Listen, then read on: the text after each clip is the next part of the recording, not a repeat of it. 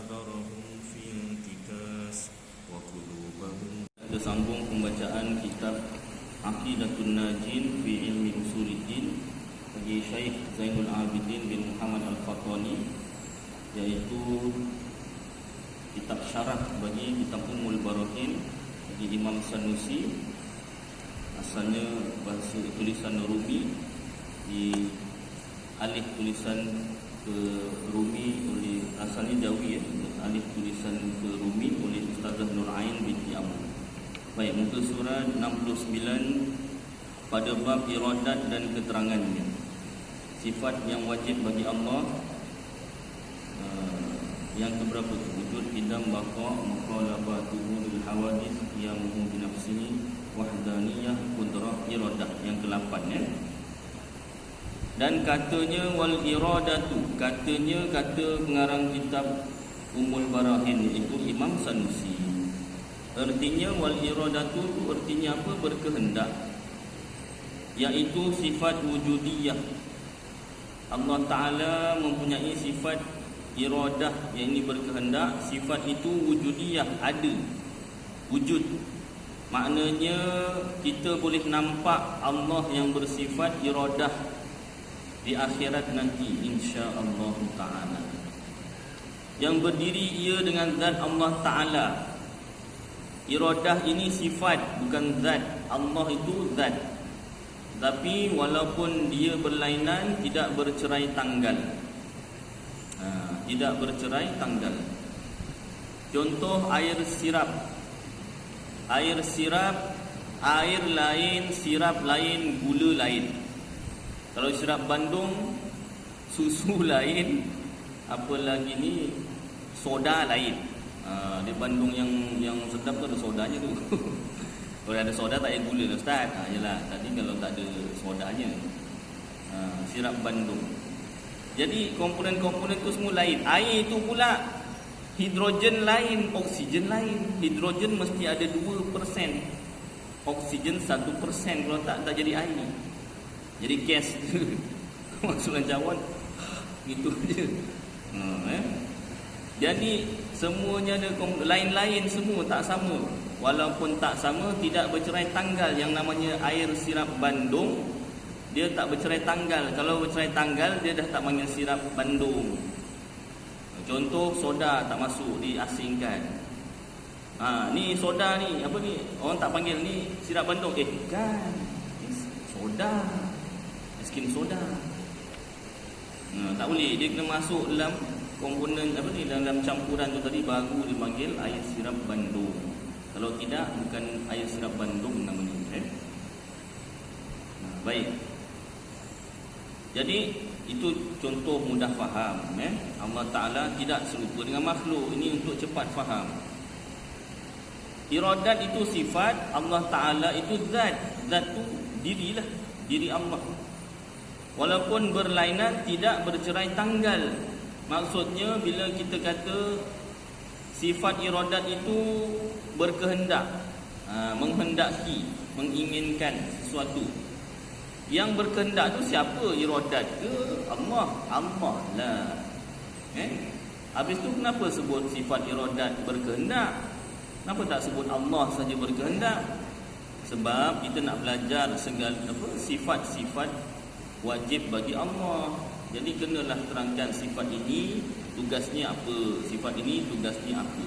Hal keadaan yang sebenar, Allah lah yang berkehendak. Baik. Yang mentakhsiskan mungkin. Tugas iradat ni, berkehendak ni, tugasnya apa? Mentakhsiskan mungkin. Mentakhsiskan ni apa? Mengkhususkan, specialize. Specialize. Orang Jawa yang pandai cakap Inggeris kata specialize, mengspesialkan. Apa benda tu? Menentukan atau mentakdirkan nasib. Orang ini dia punya nasib begini-begini. Orang ini ataupun makhluk ini yang namanya Aidil ini begini-begini contohnya. Yang nama Muhammad begini-begini, yang nama Nur begini, yang nama Hakim begini. Kan? Minta maaf kalau ada nama yang saya sebut tu, saya sebut nama saya sendiri. Memang nama saya ada 4. Baik. Jadi mentahsiskan mungkin, menentukan nasib setiap makhluk, itu tugas iradah. Jadi dalam bab tauhid ni ada juga soalan, kenapa dalam bab tauhid tak ada tajuk khas tentang qada dan qadar ataupun takdir? Kerana qada dan qadar itu ataupun takdir telah dipelajari secara tak langsung apabila kita belajar sifat iradah. Sebab kerja iradah itu, tugas iradah itu menentukan nasib makhluk. Dekat situlah letaknya takdir itu. Allah mentakdirkan setiap nasib makhluk dengan setengah barang yang harus atasnya. Dengan setengah barang tu perkara yang harus atasnya. Yang ini atas mungkin itu. Mungkin tu apa? Yang boleh ada dan boleh tiada, ataupun bahasa mudahnya makhluk lah. Maka katanya mentahsiskan mungkin, menentukan nasib mungkin atau nasib makhluk. Hingga akhirnya itu isyarah, petanda kepada ta'alluqnya ataupun peringkat ta'alluq tanjiziyun qadimun. Tanjiziyun tunai. Tunai Allah Ta'ala menentukan nasib makhluk tu dah tunai, dah tertunai, dah terlaksana dah. Qadimun, bila? Sejak azali, sejak makhluk belum ada, takdir makhluk sudah ditetapkan, sudah ada. Jadi tak adalah timbul, Allah Ta'ala tengok dulu, Allah Ta'ala uji dulu kita, baru Allah Ta'ala tahu kita ni beriman atau tidak, sabar ataupun tidak. Tak berlaku begitu. Kenapa? Allah Ta'ala dah tentukan dah. Melalui ujian ini, hamba seorang ini dia beriman, dia sabar, dia redha. Contoh ujiannya apa? Isterinya meninggal dunia contoh. Dia redha. Pasal kawan dia nasihatkan, dia ada kawan baik. Kawan dia nasihat, sabarlah, redha. Bunga bukan sekuntum. Dia pun semangat lah. Dia pun semangat. Itu punya kata-kata semangat kawan dia. Boleh lah juga. Marah perempuan. Tak ada semangat, kata-kata semangat lain ustaz. Dah kawan dia, bukan saya. Ustaz yang buat cerita tuduh orang lain. Yelah, ni ceritanya lah. Mungkin ada kawan yang nasihat, sabarlah, besar pahala orang yang sabar, besar pahala orang yang redha.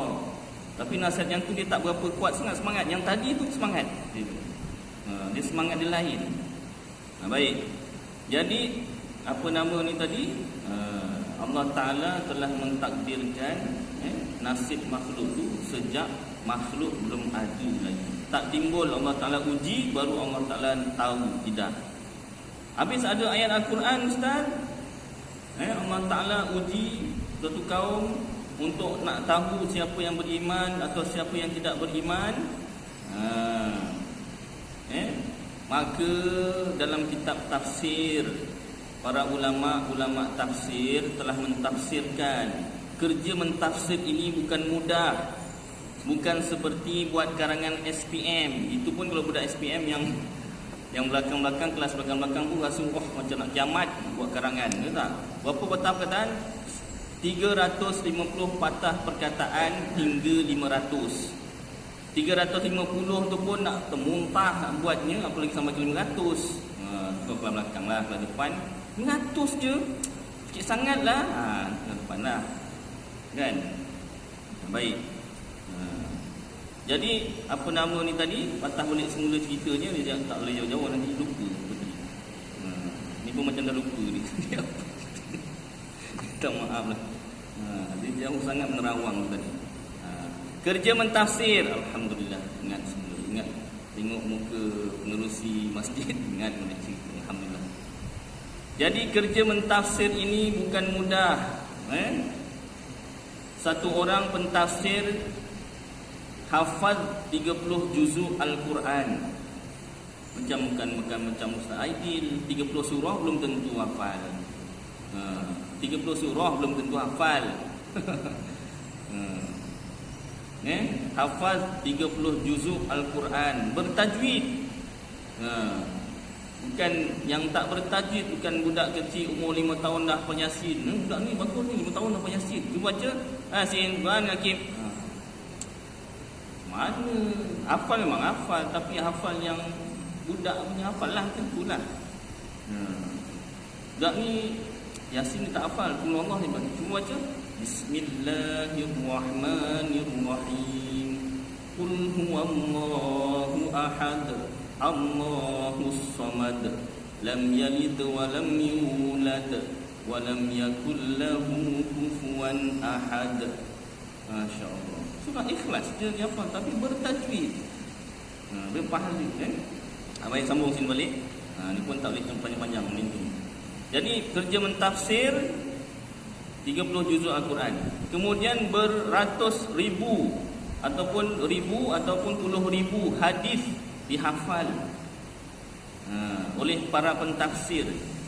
Maka dengan hafazan seluruh Al-Quran 6,666 ayat dan ribu atau puluh ribu atau ratus ribu hadis,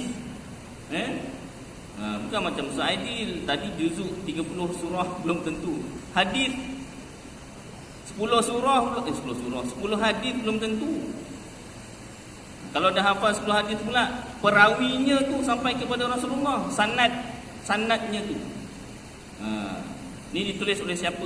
Diambil daripada siapa? Dia sampai pada Rasulullah tu, sanadnya tu itu kepala semua para pentafsir. Ya Allah, ya Allah. Jadi jangan kita perlekehkan ulama-ulama tafsir. Baik, masuk sini. Dalam kitab tafsir, ayat yang menunjukkan Allah Ta'ala dari segi terjemahan ayat Al-Quran tu, Allah Ta'ala uji suatu kaum untuk mengetahui siapa yang beriman, siapa yang tidak. Dalam ayat Al-Quran tersebut, tafsirnya liyudhirakum, linabluwakum tu Allah Ta'ala uji. Liyudhirakum, untuk menzahirkan. Allah Ta'ala uji bukan sebab nak tahu, liyudhirakum, nak menzahirkan. Ini ubah ayat Al-Quran. Tidak. Ini dipanggil dalam ilmu tafsir dipanggil takwil. Takwil ini pindah makna yang sesuai. Suatu kali saya pernah ajar kuliah mingguan dekat satu masjid. Tak payah sebutlah, kan semua tahu pula masjidnya. Saya cerita tentang masa tu ajar bab tauhid, kalau tak silap tauhid lah. Tauhid tu fikih, tapi tak macam mana boleh masuk bab tafsir lah. Jadi bila sebut tafsir, maka ada ayat mutasyabihat tu saya terangkan dalam kitab tafsir ada takwil. Jadi ada satu orang jemaah sudah giling kepala. Tak boleh ni, tak boleh. Tak boleh. Tak boleh apa, encik? Kan? Tak boleh apa, encik? Tak boleh, takwil, tak boleh. Tukar Al-Quran. Takwil bukan tukar Al-Quran. Takwil ni bahasa Arab. Maknanya cakap lembut lah. Kan? Saya tengok dia pun lebih berumur daripada saya kan. Hormatlah. Itu. Maaf cik, tapi takwil ni maknanya pindah makna. Bukan tukar perkataan Al-Quran tu bukan. Tak boleh. Tak terima adalah. Dah tak terima macam mana kan? Orang Melayu tak tahu bahasa Arab, kena belajar bahasa Arab lah. Kalau macam saya tak pandai Arab, orang lain yang lebih pandai bahasa Arab, saya kena tanya yang lebih pandai bahasa Arab. Kalau kita dah tahu kita tak pandai bahasa Arab, orang tu memang belajar Arab, tahu Arab, dia terangkan bahasa Arab, kita tak, bukan. Memang tak kenalah. Baik. Jadi takwil itu maknanya pindah makna. Bukanlah kita ubah ayat Al-Quran tersebut. Jadi linabluwakum, untuk mengetahui siapa yang beriman, siapa yang sabar. Maknanya, tafsirnya ditakwilkan liyudhirakum, untuk dizahirkan kepada makhluk yang lain. Allah Ta'ala nak zahirkan manusia ini aku uji, dia beriman, bertambah imannya, dia redha dengan takdir yang aku tetapkan. dia sabar. Allah Ta'ala nak zahirkan pada makhluk yang lain, terutamanya malaikat. Sebab masa mula-mula Allah Ta'ala nak jadikan manusia, malaikat tanya, ya Allah, kau nak jadikan makhluk yang akan merosakkan ke bumi, buat tumpah darah kat bumi? Jadi maka apabila sudah dijadikan makhluk manusia ni, dan Allah Ta'ala uji, Allah Ta'ala jadikan dia itu beriman, jadikan makhluknya itu redha dan sabar, lalu Allah Ta'ala zahirkanlah pada malaikat. Jadi itu tujuan Allah Ta'ala uji seseorang. Itu dari segi tauhid, tuan-tuan ya. Dari segi syariat, Allah Ta'ala uji itu untuk Allah Ta'ala perintahkan kita supaya redha, sabar dan terus beriman, redha dengan takdir yang Allah Ta'ala berikan. Dari segi tasawuf, tuan-tuan, apa hikmah seseorang tu diuji? Iaitu apabila seseorang diuji, sama ada yang pertama sebagai kafarah. Kita selalu sebut kifarah. Kafarah asalnya bahasa Arab kafarah, iaitu penghapusan dosa. Barangkali kita ada dosa yang kita tak perasan, Allah Ta'ala nak ampunkan dosa, Allah Ta'ala beri ujian. Jadi yang pertama untuk kafarah, diampunkan dosa. Kalau sudah bersih dosa atau kita tak pernah buat dosa, mustahil lah. Pasal apa? Kita manusia biasa, bukan Nabi. Mesti ada dosa. Andai kata sudah bersih dosa kita, Allah Ta'ala hapuskan dengan ujian itu, masih lagi diuji, maka itu diberikan pahala ataupun dinaikkan darjat kita, tuan-tuan. Jadi bersabarlah apa sahaja ujian. Ustaz bolehlah cakap ustaz tak kena macam saya. Yalah, setiap orang lain-lain ujiannya. Yang kita nampak orang tu mungkin kita nampak ujiannya ringan. Kita tak tahu dalam hati dia. Kan? Contoh orang kahwin dua. Kau bolehlah kahwin dua, kau tak ada ujian besar. Siapa cakap? Kau bini satu kena bebel satu kali. Kau bini dua kali kena bebel. Contoh. Baik. Jadi apa nama ni? Sambung sini balik. Jadi ujian Allah Ta'ala itu bukan untuk Allah Ta'ala nak tahu, tapi untuk dizahirkan pada makhluk yang lain. Kalaulah Allah Ta'ala uji itu sebab nak tahu, nescaya maknanya Allah Ta'ala ni punya takdir belum ditetapkan lagi. Tunggu sekejap, tunggu aku nak uji dulu. Dia beriman. Tak beriman punya. Itu dah sifat makhluk. Pengetahuan Allah dah masuk pula bab ilmu. Ilmu Allah Ta'ala tu terbatas. Baik. Tanjiziyun qadimun, tunai Allah Ta'ala menetapkan nasib makhluk, menentukan nasib makhluk. Dan iaitu mentakhsiskan, mengkhususkan, menentukan nasib makhluk sesuatu dengan setengah barang yang harus atasnya pada azali. Ini diulang baliklah, sejak tiada mula. Azali itu pun sama macam qadim, sejak tiada mula.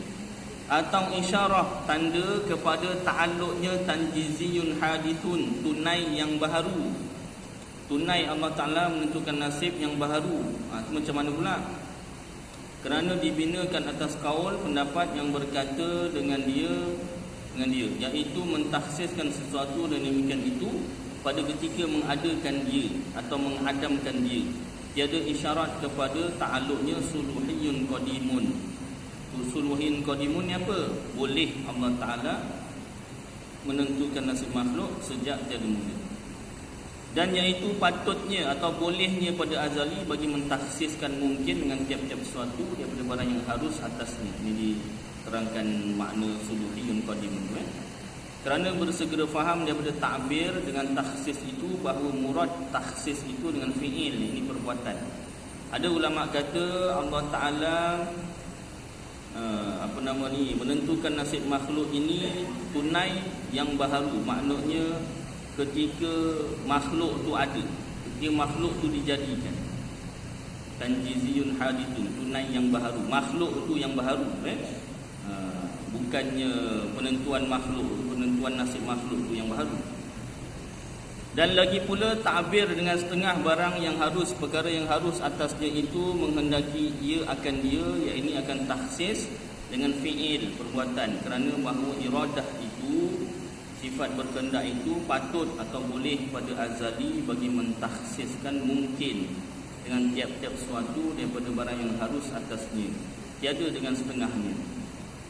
Maka hasil bagi iradah itu 3 ta'alluq, kerana dibinakan atas kaul yang berkata dengan bahawa bagi iradat itu ta'alluq tanjiziyun hadithun. Ada ulama kata peringkat ta'alluq 3 lah. Yang pertama, suluhiyun qadimun, boleh Allah Ta'ala menentukan nasib makhluk sejak tiada mula. Tanjiziyun hadithun, tanjiziyun qadimun, tunai Allah Ta'ala menentukan nasib makhluk sejak tiada mula.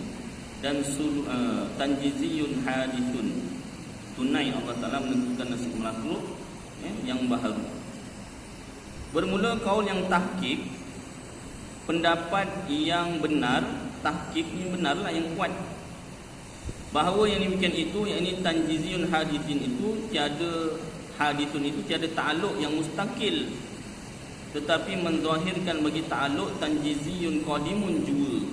Dan atas kaul ini maka adalah bagi iradat itu 2 ta'alluq juga. Pendapat yang kuat, iradat 2 peringkat ta'alluq sahaja, boleh suluhiyun qadimun, boleh Allah Ta'ala menentukan nasib makhluk sejak makhluk belum ada. Yang kedua, tanjiziyun qadimun, tunai Allah Ta'ala menentukan nasib makhluk sejak makhluk belum ada. Maka hanyalah salah suatu daripada keduanya, suluhiyun qadimun, dan kedua tanjiziyun qadimun. 2 sahaja. Itu pendapat yang lebih kuat. Dan disandarkan takhsis kepada iradat itu majaziyun aqliyun, yang ini bukan hakikat, setengah daripada bab isnad kepada sebab. Menentukan nasib makhluk tu majaziyun aqliyun, majaz akal, sindir akal. Maksudnya untuk kita belajar sifat ini tugasnya apa? Keadaan yang sebenar, Allah lah yang menentukan nasib makhluk, seperti mana yang saya terangkan mula-mula tadi, ya. Dan jikalau tiada ia majaz, kalau bukan majaz, nescaya tiada sah isnad takhsis itu kepada iradat. Kenapa? Kerana yang mentakhsis pada hakikat itu iaitu zat yang maha suci, Allah. Bukan sifat tu, hakikatnya Allah lah. Contoh mudah, Zaid pandai. Zaid ini ada sifat pandai. Tengok kepandaian Zaid membuat soalan matematik, menyelesaikan masalah. Bukan matematik tambahan. Matematik tu satu peringkat, matematik tambahan, lagi tinggi. Zaid pandai. Kepandaian Zaid menyelesaikan masalah matematik tambahan. Jadi yang menyelesaikan masalah matematik tambahan tu Zaid ke kepandaian dia? Zaid lah. Yelah, saya tanya je. Jadi maknanya yang dimaksudkan tu Zaid tu lah yang menulis, takkan kepandaian dia. Kepandaian dia tu, itu kan cuma dipanggil, kalau bahasa Arabnya itulah majaz akal. Maksudnya sindir akal dari segi macam nak cerita Zaid yang menulis matematik tambahan, menyelesaikan masalah matematik tambahan tu diceritakan kepandaian dia. Salah satu sifat Zaid pandai. Itu dipanggil majaziyun aqliyun. Begitu juga sifat Allah ini iradat yang menentukan nasib makhluk Allah lah, ya. Dan demikian lagi diisnadkan, disandarkan memberi bekas kepada qudrat. Begitu juga sifat qudrat. Qudrat ini maksudnya mengadakan atau mentiadakan. Yang mengadakan mentiadakan siapa? Qudrat itu Allah. Allah lah, ya. Pada kata setengah mereka itu, bermula qudrat itu sifat yang memberi bekas ia pada mungkin, memberi bekas kepada makhluk. Memberi bekas tu memberi kesan, memberi kesan kepada mungkin. Mungkin tu makhluk akan mengadakan dan mengadamkan. Kesannya apa? Mengadakan makhluk atau mentiadakan makhluk. Maka iaitu majaz akli, sindir akal. daripada bab isnad, sandar kepada sebab. Ini perbahasan bahasa ataupun huraian tentang bahasa lah, bahasa Arab. Kitab ni kitab tinggi, maksudnya diperbahaskan tu sampai ke tahap bahasa Arabnya tu. Jadi kalau pening sikit tu biasalah, sebab dia ni memang kitab tinggi. Ibaratnya kalau budak-budak SPM dibawakan buku peringkat bukan bachelor lagi, dah peringkat PhD, memang senoning kepala. Baik. Jadi kalau kita para ulama ni atas lagi daripada PhD ni. PhD siapa tak tahulah. Atau bukan PhD lagi, atas profesor emeritus lagi. Baik, dan jikalau tiada diisnadkan kepada sebab, disandarkan kepada sebab, maka tiada sah isnad itu, sandaran itu. Kerana yang memberi bekas pada hakikat itu iaitu zat yang aqdas, yang suci. Iaitu yang maha suci, Allah lah. Kerana tiada yang berbuat melainkan zat seperti barang yang dinaskan atasnya. Dinaskan tu dalam Quran dan hadis lah oleh kebanyakan ulama yang muhaqqiqin, yang benar. Dan adapun perkataan orang awam, orang yang tidak belajar secara mendalam, bermula kudrat itu berbuat, atau tilik olehmu akan perbuatan kudrat, atau umpama yang demikian itu, maka iaitu haram. Sama seperti dalam kitab Risalah Tauhid. Kalau tuan-tuan surau agama Johor kemarin, dululah, kemarin tu 3 hari lepas kan, kemarin tu maksudnya dululah, zaman dulu, masa muda-muda, macam saya ni dah umur kan, masa muda-muda, kita muda-muda dulu, belajar Matla'ul Badrain, fikih, tauhid apa? Risalah Tauhid. Dalam kitab Risalah Tauhid pun ada macam sama pernyataannya. Haram satu orang dia mengatakan, lihatlah kudrat Allah menjadikan alam ini. Lebih kurang macam tu ayat ni. Itu haram ketika iktikadnya betul, yang menjadikan alam ini Allah, bukan kudrat. Tapi dia sebut kudrat, itu haram kataannya. Kenapa macam tu? Sebab takut orang tersalah faham. Nanti orang yang tak belajar, orang lain yang tak belajar macam awak, dia ingat kudrat yang menjadikan, bukan Allah. Boleh berlaku begitu. Jadi ulama nak menyelamatkan semua orang, yang belajar dan yang tak belajar. Dan kata kil makruh selama tiada mengiktikad oleh mereka itu bahawa kudrat itu memberi bekas dengan sendirinya. Selagi mana haram dan makruh tu kalau dalam hatinya kata bukan kudrat Allah lah. Dan adapun jikalau diiktikadkan dalam hati, percaya, yakin dalam hati kudrat itu memberi bekas dengan sendirinya, bukan Allah, nescaya jadi kafir, murtad, na'udzubillahi min dzalik. Hati-hati. Ini antara perkara yang kita kena jaga, iaitu perkataan kita. Peribahasa mengatakan terajak perahu boleh diundur, telajak kata tak boleh diundur. Makan jangan sebarang makan, cakap jangan sebarang cakap, ya tak? Kerana santan pulut binasa. Salah. Kerana pulut santan binasa, kerana mulut badan binasa. Kalau salah cakap, badan kita binasa kan, neraka, na'udzubillah. Bukan badan kita, badan orang tersebutlah. Jadi apa nama ni, dalam kitab Tuhfatur Raghibin, 3 perkara bawa pada murtad. Jaga-jaga. Yang pertama, i'tikad, kepercayaan dalam hati. Ini hanya Allah yang tahu, kita tak boleh tuduh-tuduh. Dia tengok orang tu selekeh macam ke sopindik, apa nama ni, anting-anting lelaki tu, anting-anting seupuk nama agak contoh kan, tengok atas bawah, tapi tak boleh. Saya pernah cerita sini, saya masa belajar kat UKM, sambil belajar tu kerja jadi guru tuition, ajar bahasa Melayu.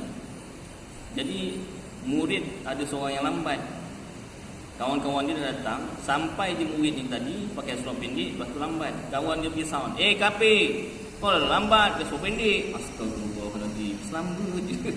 Kat mana? Kat Bangi, kawasan Bangi tu kan. Mungkin dia tak sekolah agama ataupun pelajaran pendidikan Islam dekat sekolah tu dia tak dalami. Jadi dia kata, tak boleh cakap macam tu. Dia tu kawan orang Islam. Tak nama dia apa lupa lah, orang Islam lah. Tak boleh panggil dia kafir dengan sebab dia pakai seluar pendek dan datang lambat tuition. Datang lambat tuition panggil kafir. Kena pula pakai seluar pendek, memang kafirkan kawan dia. Ya Allah. Jadi kelas bahasa Melayu malam tu jadi kelas tauhid. Pak saya menerangkan. Tak apa, habis dah bayar je. Tak apalah, lebih penting ni kan. Daripada bahasa Melayu. Satu kali je, lepas tu aja bahasa Melayu balik. Terangkan. Ada sikit je, bukan satu kelas sepanjang kelas tu tak. Tak boleh kita kata orang Islam yang tak ada tanda-tanda kafir. Itu seluar pendek bukan tanda kafir. Itu tanda, kalau dia tak tutup aurat, tanda berdosa. Orang berdosa tak jatuh kafir selagi mana dia kata benda tu memang dosa. Tapi andai kata dia kata ni tak dosa, tak kala tu boleh jatuh murtad kafir. Dalam kitab Paku Iman ditegaskan, siapa pengarang dia? Haji Cik bin Ahmad Al-Qadahi, orang Kedah, ulama Kedah. Ada orang Kedah sini. Jadi dalam kitab tersebut diterangkan satu orang yang membuat dosa tak sembahyang contohnya dari lahir sampai meninggal dunia, tak sembahyang langsung. Sejak lahir memanglah Ustaz, ayolah sejak balik lah. Sejak lahir sembahyang, Ustaz sembahyang ke lahir-lahir? Tidaklah.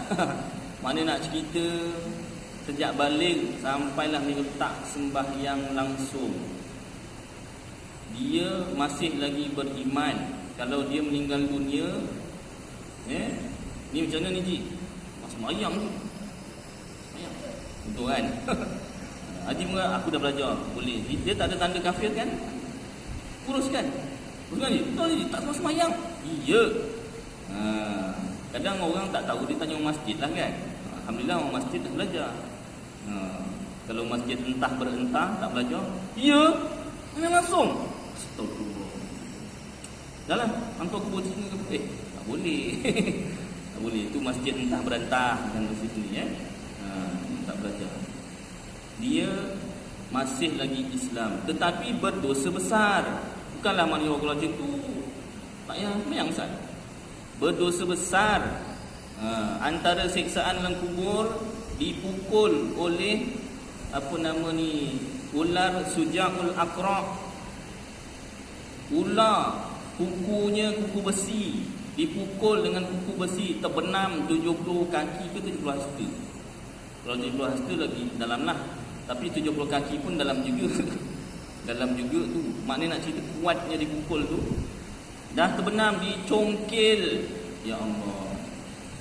Ular ni tuan-tuan. Saya pernah jumpa ular, takut, terperanjat.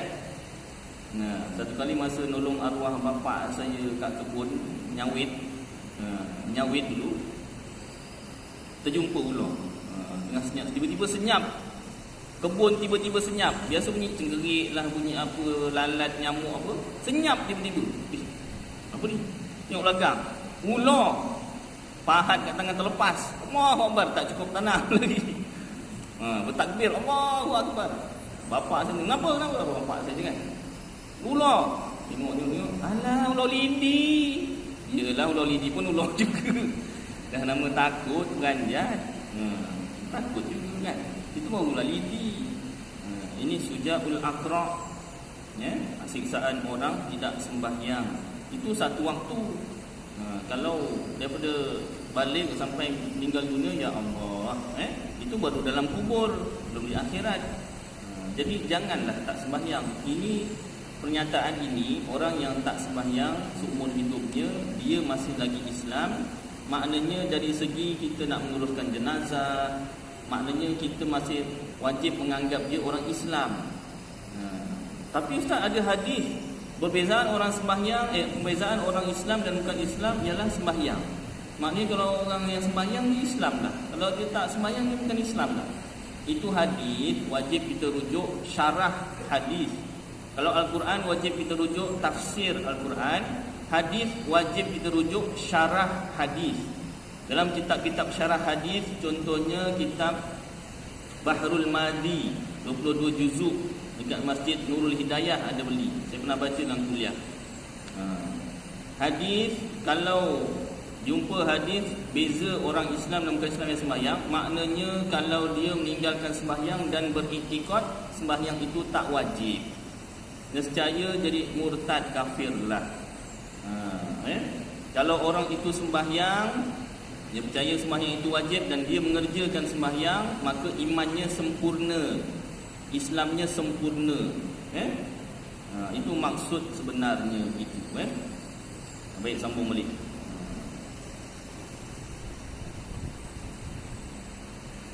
Jadi tak boleh kita tuduh orang. Jadi 3 perkara tadi membatalkan iman.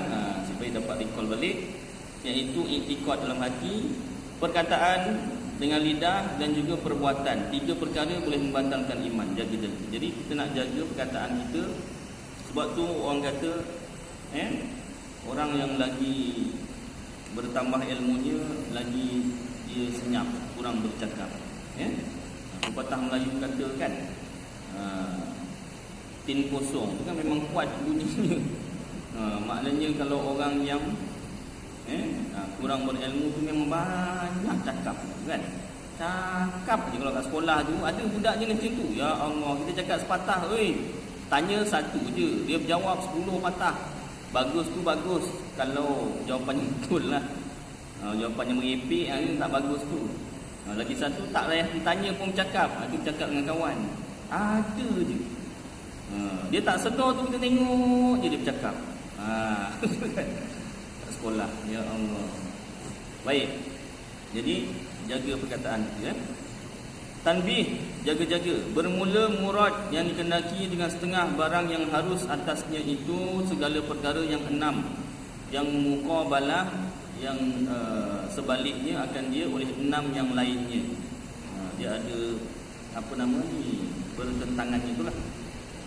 Bermula demikian perkara itu, iaitu wujud muqabalahnya Adam, tiada, yakni lawannya Adam. Dan sifat yang tertentu lawan daripada sekalian sifat, dan zaman yang tertentu lawan daripada sekalian zaman. Zaman tu tempat, yang masa. Dan tempat yang tertentu lawan daripada sekalian tempat, dan jihah, yakni arah yang tertentu lawan daripada sekalian jihah, arah. Dan kadar yang tertentu lawan daripada segala kadar, ukuran. Dan segala perkara ini dinamakan dia sekalian mungkin yang berlawan-lawanan. Yang pertama, tiada. Sifat lawannya sekalian sifat. Sifat lah, maknanya masa, kemudian tempat, arah, sukatan. Ini semua ialah mungkin yang berlawan-lawanan. Ada dia punya opposite dia. Baik, tatimah, penutup. Penutup untuk bab inilah. Kitabnya tebal lagi ni. Tak sempat juga nak masuk isyak. Jadi cukuplah kadar ni beberapa perkara. Mudah-mudahan apa yang kita baca dan dengar jadi manfaat bagi saya dan tuan-tuan, dapat kita amalkan dan sampaikan insya-Allah taala. Aku qauli hadza wa astaghfirullahal azim li wa lakum wa lisa'iril muslimin wal muslimat wal mu'minina wal mu'minat wastaghfiruhu wa ya fawzal